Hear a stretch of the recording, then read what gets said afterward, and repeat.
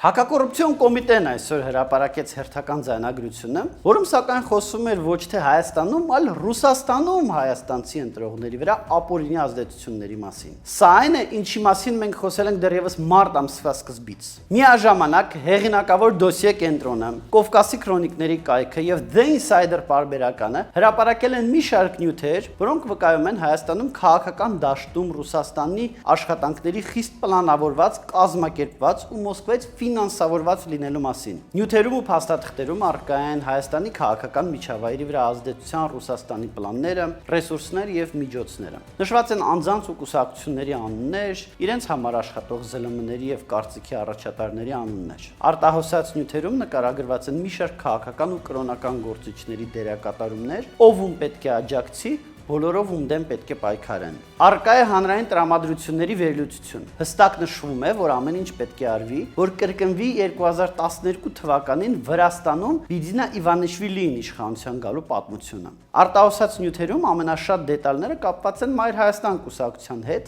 ինչը հավանաբար բերում է այն մտքին, որ այս ամենի աղբյուրը կամ արտահոսման ուղին նույնն է, ինչ Թևանյանի մեղադրանքի հիմքում ընկած նյութերինը։ Ուշագրավ են որոշ ուժերի ֆինանսավորման հետ կապված փաստաթղթերը, որտեղ ակնհայտ երևում է, որ Ռուսաստանը որոշ ուժերի միլիոնավոր դոլարներ է տվել, եւ դրանք այժմ անկախ դիտորդում ուսումնասիրում ենք, դրանց հետ կապված հանցագործության մասին հաղորդում ենք ներկայացնելու։ Ամենայն դեպս փաստ է, որ գործ ունենք ռուսաստանյան մանրակրկիտ պլանավորված եւ իրականացվող ընտրությունների միջամտության բազմակոմպոնենտ սխեմայի հետ, որտեղ գործի են դրվում քաղաքական գործիչներ, կուսակցություններ, լրատվամիջոցներ, բլոգերներ, PR գործակալություններ, Ռուսաստանում հայաստանցի ընտրողների վրա ազդեցության լծակներ ու Հայաստանում դժգոհությունների գեներացման ուղղված այլ քայլեր, ինչպիսին են ինֆորմացիոն պրովոկացիաներն ու տնտեսական պատժամիջոցները։